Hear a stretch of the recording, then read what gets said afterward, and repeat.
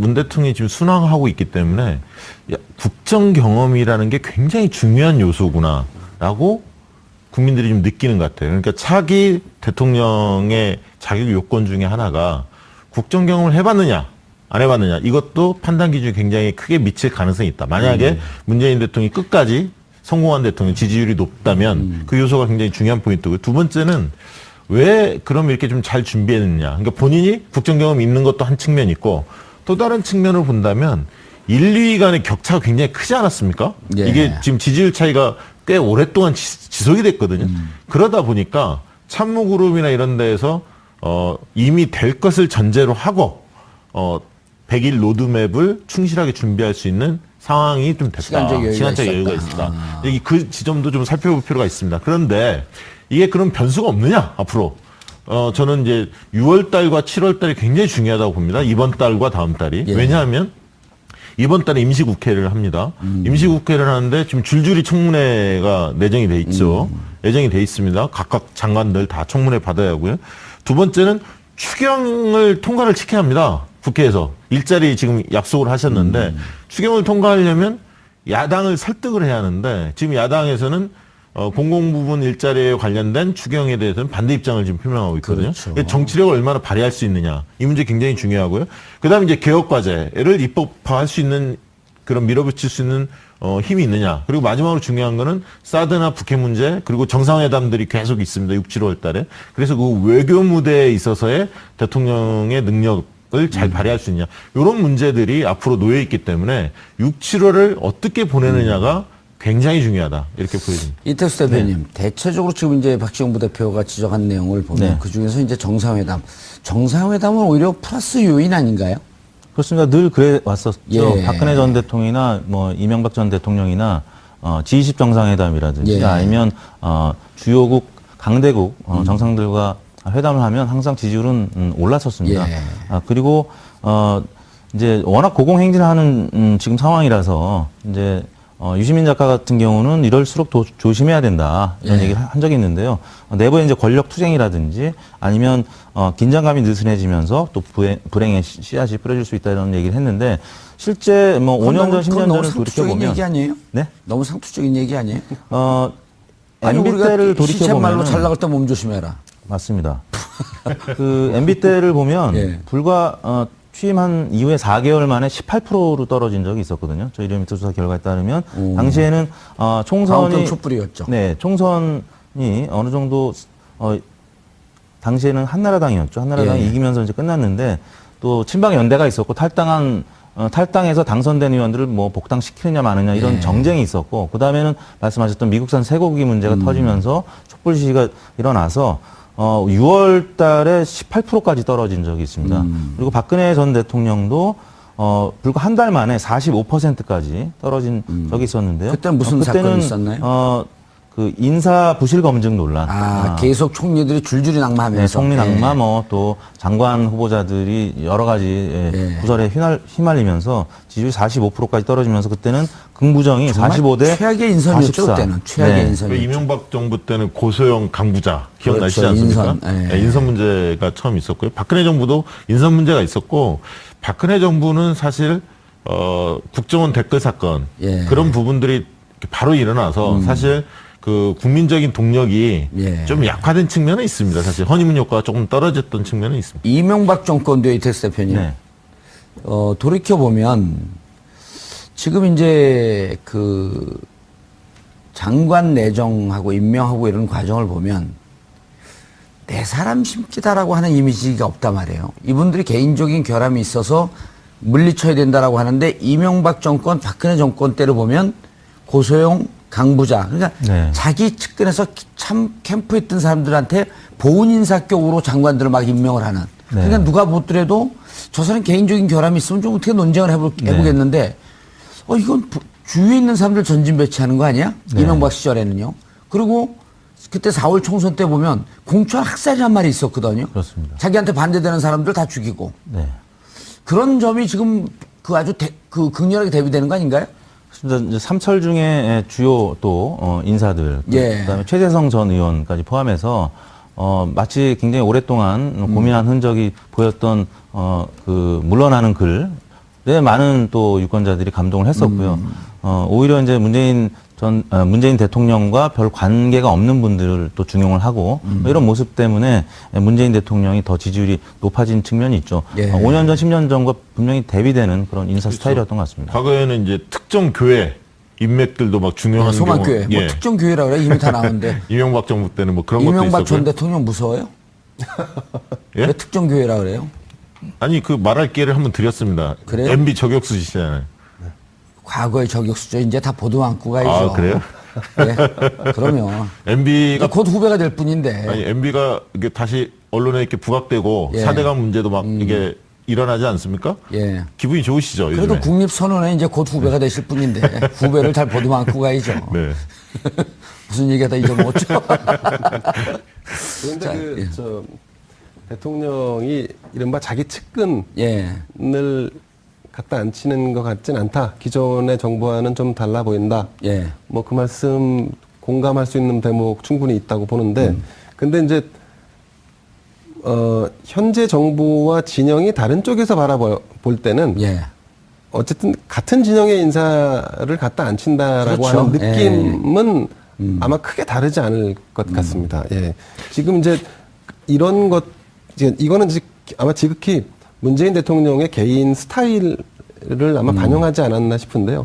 문 대통령이 사실은 그 패권 논란이 있었지만 실제로는 패권을 굉장히 거부하거나 이런 그 굉장히 이런 스타일이었기 때문에, 그리고 이제 상대를 굉장히 존중하고 예. 모든 사람들을 다 동등한 집이나 위치에서 대하는 이런 스타일이 있었단 말이죠. 예. 그러니까 내가 함께 논의할 수 있는 우리 진영의 어떤 인사라고 한다면 거기서 더 우열을 가려서 측근이니 아니니라고 하는 잣대를 갖지 않으시는 스타일인 것 같습니다. 네. 그러니까 그런데 그 이제- 지점에서는 하나만 더 얘기를 예. 하면 과거 이명박 정부와 박근혜 정부는 예를 들어 이명박 정부는 친이계만 썼다는 거죠. 박근혜 정부는 친박계 인사들만 그러니까 썼다는 제가 거예요. 그 얘기를 한 거예요. 아까. 예. 아. 근데 문재인 정부에서는 그렇지 않다는 거죠. 그러니까 비문, 흔히 얘기하는 비문 인사들을 상당히 중요하고 있고요. 예. 청와대도 과거에 친문 캠프에 있었던 사람만 중요하는 게 아니라 원래 이제 코드 인사를 청와대는 자기 사람들을 많이 쓰게 마련인데 이것도 뭐 안희정, 이재명 또 관계없는 뭐 시민사회 인사들을 폭넓게 쓰고 있단 말이죠. 예, 그런 지점 때문에 국민들이 볼 때는 물론 아까 이제 야당 자유한국당이나 바른정당이 볼 때는 그쪽 사람을 쓰지는 않지만 이렇게 봤을 때는 특정 계파 사람만 중요한 것 같지 않고 폭넓게 쓴다 이런 예. 게 과거 정부와 좀 다른 점으로 보이는 것 같아요. 이태수 대표님, 지금 야당들이 조심하고 두려워해야 될 게 네. 야당 의원들을 지금 총리나 부총리나 장관에 줄줄이 임명을 하면서 인사청문회에서 낙마하면 네. 여러 가지 결함이 나오면 네. 네. 제가 만약 그 자리에서 임명권자면 저는 다 임명하겠어요. 그럼 줄줄이 날아가거든요. 네. 그럼 그 정당 어떻게 버팁니까? 그래 지금 야당은 고마워야 되는 거 아니에요? 임명 안 해주는 게. 그렇죠. 만약에 그런 묘수를 쓴다면 지금 누가 살아날까요? 당연히. 5가지 기준을 강력하게 세워놓고. 거의 없겠죠. 네. 그러니까 야당은 그러다 보니까 고마워하고. 지금 그 자유한국당 지지율을 비롯한 야당의 지지율이 계속 어떻게 보면 질이 멸렬한 상황이고요. 예. 민주당 지지율은 지금 56.7%까지 저희 그러니까 리얼미터 역대 조사에서는 최고죠. 역대 최고입니다.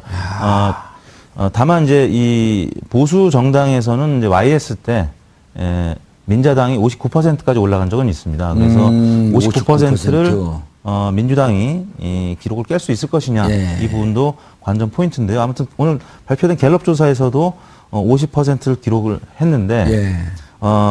지금 나머지 정당들 자유한국당, 국민의당, 바른정당, 정의당 모두 지금 그래프로 보시지만 한 자릿수를 기록하고 있기 때문에 예, 거의 뭐 10명 중에 1명가량만 지지를 예. 보내는 그런 상황이 이어지고 저 있습니다. 4개 정당 합한 게 41%네요. 네. 이게 이해가 안 되는 게 예. 그 대선에 있어서 뭐랄까 선거 결과를 보면 1등 후보와 2등 후보 간의 격차 굉장히 컸잖아요. 그렇죠. 690만 그런데 표인가요?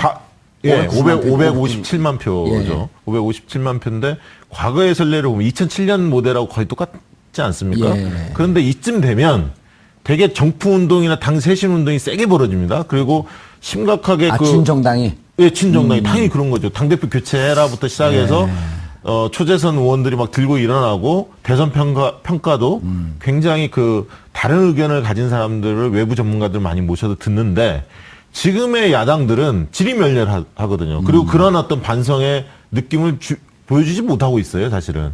그렇기 때문에 상당 기간 예. 야당이 지지율이 올라갈 가능성이 한두 달 내에는 잘 보이지 않는다.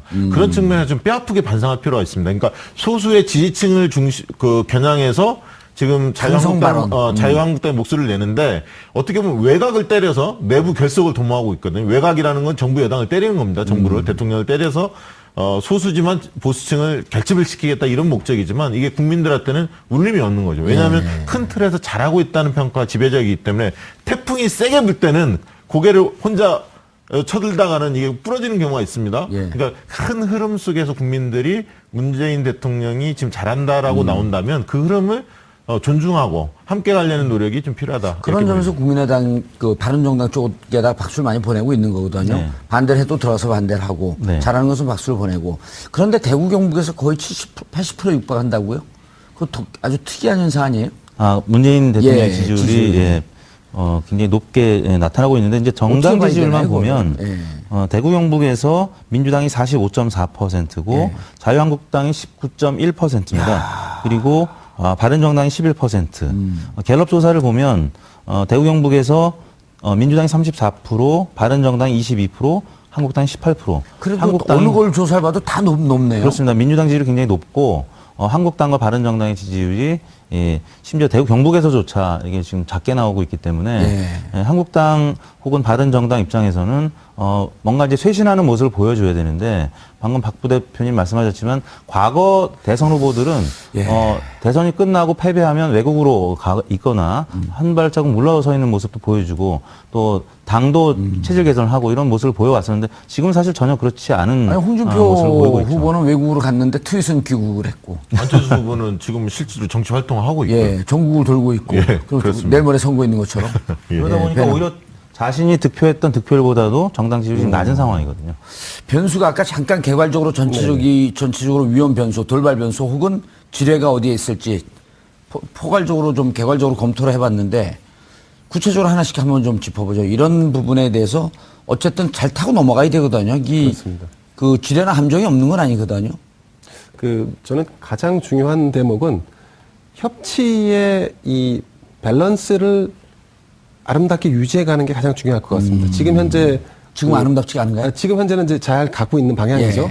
근데 잘 가고 있기 때문에 예컨대 이낙연 국무총리 인준만 놓고 본다면 자유한국당이 소외되는 느낌이고 나머지 정당이 같이 국정을 운영하는 이런 모델로 해서 지금 끌어오는 거죠. 근데 아마 지금 현재 집권 여당은 이런 모델을 가장 이상적으로 여기고 있을 겁니다. 다만 이것이 어느 순간 예컨대 국정에서 실수가 나오든지 아니면 집권 여당이 다소 오만한 모습을 보일 때 그럼 이 협치가 깨지기 시작하는데 깨지면 어느 순간 갑자기 여소야대의 냉엄한 현실 속에 빠져들 수가 있습니다. 그게 국정의 발목을 잡거나 지지율 하락 혹은 국정수행 평가의 하락으로 이어질 가능성이 매우 높죠. 협치가 균열될 때. 그렇습니다. 네. 그런 측면에서 보면 인사청문회가 굉장히 중요합니다. 그러니까 국민적인 지탄을 받고 저 사람은 임명하면 안 된다라고 만약에 여론이 모아지는데 대통령이 강행했을 경우에는 역풍이 불 수도 있는 거죠. 그럴 경우에는 빼낼 수 있는 카드가 야당을 다 장관으로 지명하는 거예요? 대개는 국민 여론이 안 좋거나 아니면 여당 내에서도 저 사람은 안 된다 이런 경우에는 임명을 강행했을 때 역풍이 부는 경우가 분명히 있습니다. 이택수 대표님, 사드 문제와 북핵 문제, 남북 관계 이게 이제 가장 큰 복병일 것이다. 라고 했는데 사드 문제 같은 경우도 국방부 보고 누락이라고 하는 고위 누락이라고 하는 또 그 반대하거나 비판하는 분들도 꽤 있지만 신속하게 대응을 하고 해나가고 있거든요. 국기문란이다. 그 국방부 이런 거거든요. 그 군대 갔다 온 남자분들은 실탄 사격하고 난 다음에 탄피 하나만 없어져도 대다가 발칵 뒤집히잖아요. 그렇죠. 근데 사드 포대를 어디 있는지 보고하지 않았다. 그게 잘 이해가 안 된단 말이에요. 남성분들은 군대 갔다 오셨나요? 뭐 단기병이 방위? 있습니다. 예, 실탄 사격 해보셨어요? 아, 그럼요. 안 갔다 오셨잖아요. 저는 ROT 출신. 아, 그래. 예비군 훈련을 꼭 가셨습니까? 예비군 훈련은 내가 하고 있었죠. 아, 그래요? 쓸데없는 걸 물어보고 있어. 여론조사나 얘기하고 있지. 그럼에도 불구하고 지금 한국당에서는 안보 아마추어라는 얘기를 하면서 사드 논란을 지금 총 공세를 하고 있는데 연재자는 거기가 제일 많을 텐데. 네. 예. 그러다 보니까 지금 다음 주 월요일 날 저희가 이제 발표하겠습니다만 대통령이 지금 막 상승하는 곡선이 좀 꺾였습니다. 그러니까 지금 꺾였어요? 인사청문회 또 있고 또 이 사드 논란 때문에 아, 지금 보고 나오는 6월 첫째 주, 그러니까 5월 말에 조사한 것들이 나오는 그렇죠. 거죠? 이번 주에 지금 조사하고 있는 과정인데 이거는 예. 이제 저희가 다음 주 월요일 날 공식 발표하겠습니다만 아무튼 주 중후반으로 가면서 약간 예. 상승세 꺾인 상태거든요. 그러니까 이제 한국당에서 얘기하는 이 사드와 관련된 안보 아마추어 논란이 이 보수 유권자들한테는 어느 정도 영향을 미치고 있다라고 봐야 될 것 같습니다. 그래서 향후에 이 사드 문제가 예. 잘못하면 문재인 대통령의 지지율을 좀 잠식할 수 있다. 잠식할 수 있는 아. 그 한중 관계, 한미 관계에서 전략적으로 잘 행보를 보여야 될 요인인 것 같습니다. 지점이다. 그러니까 네. 이게 군이 잘못했다 이 생각은 누구나 갖고 있지만 예. 그렇다고 대통령이 이 문제를 크게 외화시켜서 문제 삼는 것이 과연 옳으냐. 바람직한가 아. 이 부분에 대해서는 생각을 달리하는 분들 물론 지지율은 높지만 그렇게 하는 것이 잘 네. 했다라고 하는 지지율은 높지만 또 반대하는 의견도 만만치 않다. 그러니까 지금부터는 예를 들면 국정 관리에 있어서 예. 굉장히 치밀하게 분석을 해야 합니다. 사실은.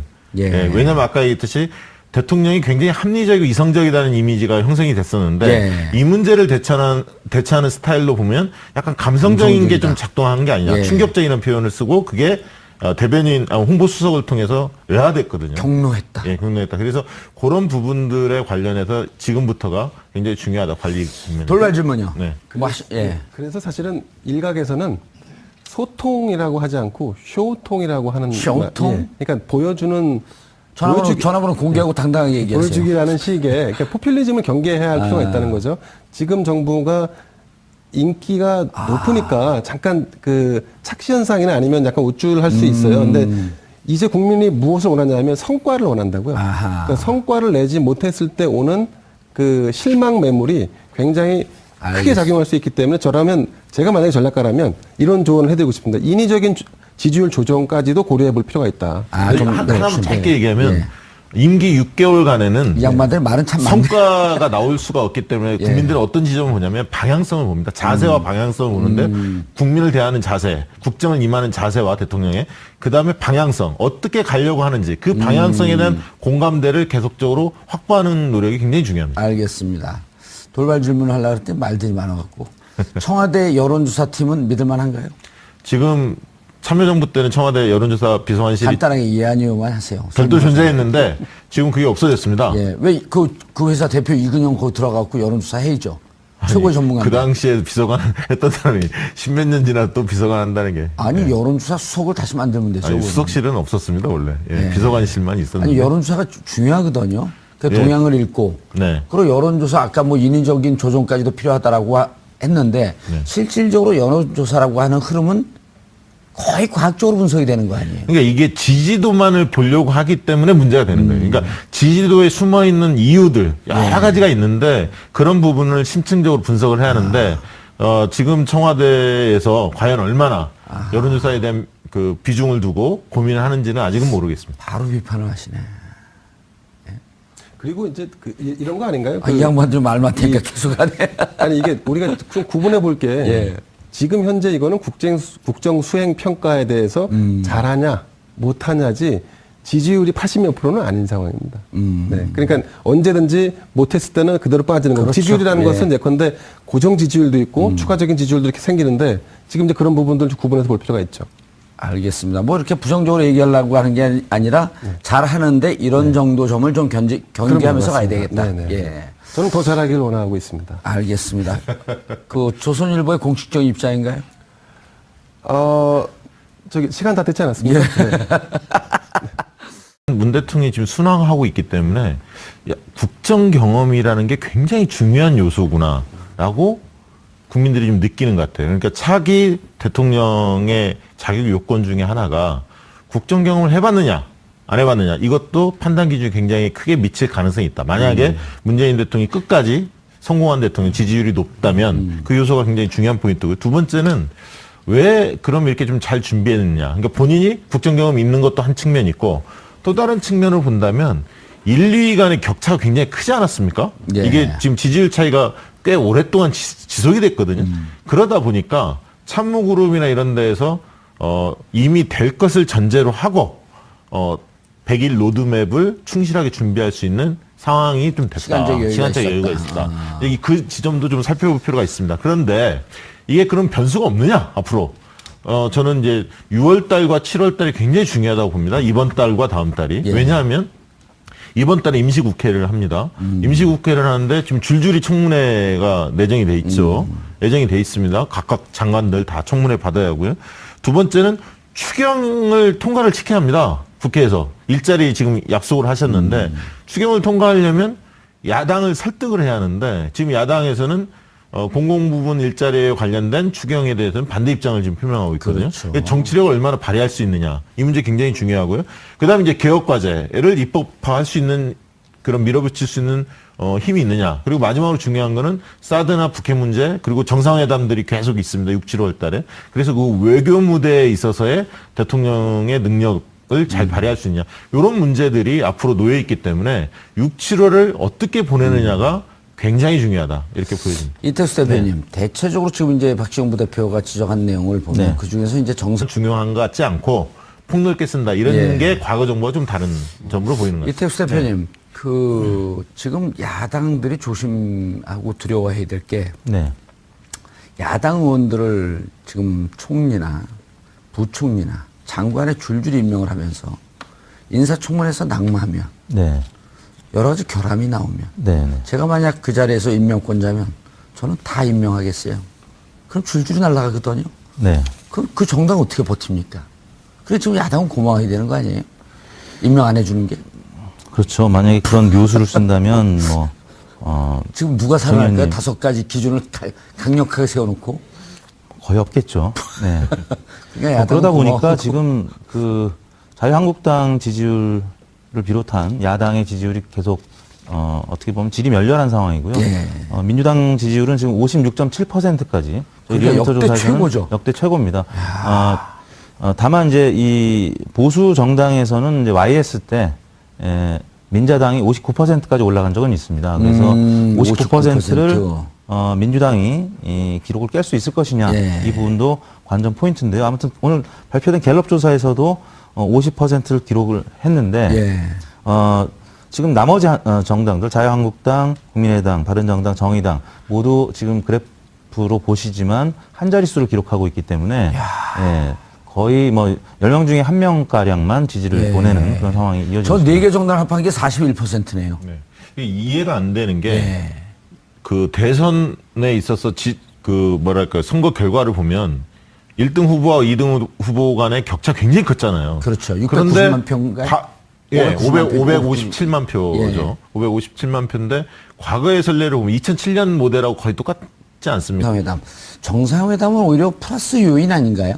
그렇습니다. 늘 그래 왔었죠. 예. 박근혜 전 대통령이나 뭐 이명박 전 대통령이나 G20 정상회담이라든지 예. 아니면 주요국 강대국 정상들과 회담을 하면 항상 지지율은 올랐었습니다. 예. 그리고 이제 워낙 고공행진하는 지금 상황이라서 이제 유시민 작가 같은 경우는 이럴수록 더 조심해야 된다 이런 예. 얘기를 한 적이 있는데요. 내부에 이제 권력 투쟁이라든지 아니면 긴장감이 느슨해지면서 또 불행의 씨앗이 뿌려질 수 있다 이런 얘기를 했는데 실제 뭐 5년 전, 10년 전을 돌이켜 보면 얘기 아니에요? 네? 너무 상투적인 얘기 아니에요? MB 우리가 때를 돌이켜 시쳇말로 보면 잘 나갈 때 몸 조심해라. 맞습니다. 그 MB 때를 보면 예. 불과 취임한 이후에 4개월 만에 18%로 떨어진 적이 있었거든요. 저희 리얼미터 조사 결과에 따르면 당시에는 총선이 다음 촛불이었죠. 네, 총선이 어느 정도 당시에는 한나라당이었죠. 한나라당이 예. 이기면서 이제 끝났는데 또 친박 연대가 있었고 탈당해서 당선된 의원들을 뭐 복당시키느냐 마느냐 이런 예. 정쟁이 있었고 그 다음에는 말씀하셨던 미국산 쇠고기 문제가 터지면서 촛불 시위가 일어나서 6월 달에 18%까지 떨어진 적이 있습니다. 그리고 박근혜 전 대통령도 불과 한 달 만에 45%까지 떨어진 적이 있었는데요. 그때는 무슨 사건이 있었나요?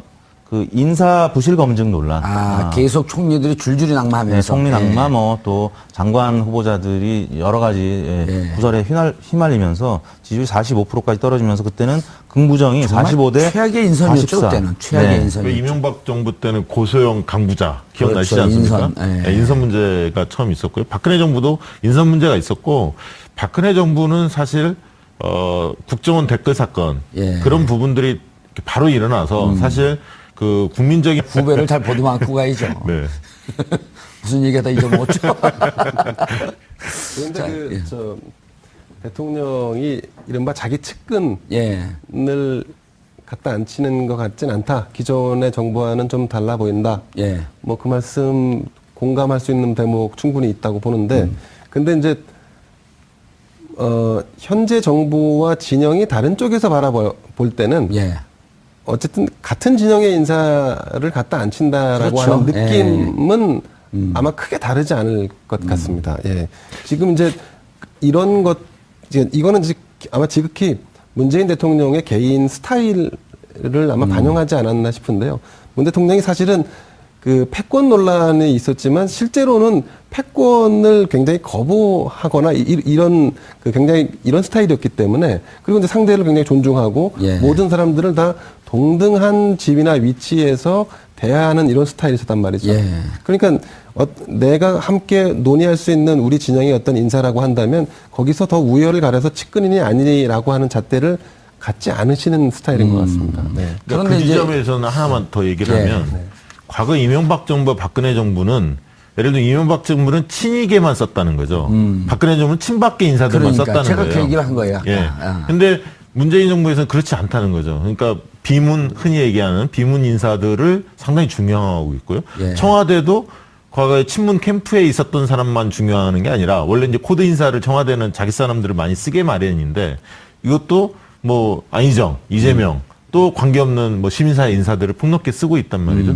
그런 지점 때문에 국민들이 볼 때는 물론 아까 이제 야당 자유한국당이나 바른정당이 볼 때는 그쪽 사람을 쓰지는 않지만 이렇게 봤을 때는 특정 계파 사람만 동력이 좀 약화된 측면은 있습니다. 사실 허니문 효과가 조금 떨어졌던 측면은 있습니다. 이명박 정권도 이택스 대표님. 돌이켜보면 지금 이제 그 장관 내정하고 임명하고 이런 과정을 보면 내 사람 심기다라고 하는 이미지가 없단 말이에요. 이분들이 개인적인 결함이 있어서 물리쳐야 된다라고 하는데, 이명박 정권, 박근혜 정권 때를 보면 고소영, 강부자, 그러니까 자기 측근에서 참 캠프에 있던 사람들한테 보훈 인사격으로 장관들을 막 임명을 하는. 그러니까 누가 보더라도 저 사람 개인적인 결함이 있으면 좀 어떻게 논쟁을 해보겠는데, 이건 주위에 있는 사람들 전진 배치하는 거 아니야? 이명박 시절에는요. 그리고 그때 4월 총선 때 보면 공천 학살이 한 마리 있었거든요. 그렇습니다. 자기한테 반대되는 사람들 다 죽이고. 그런 점이 지금 그 아주 극렬하게 대비되는 거 아닌가요? 이제 삼철 중에 주요 또 인사들, 그다음에 최재성 전 의원까지 포함해서 마치 굉장히 오랫동안 고민한 흔적이 보였던 그 물러나는 글에 많은 또 유권자들이 감동을 했었고요.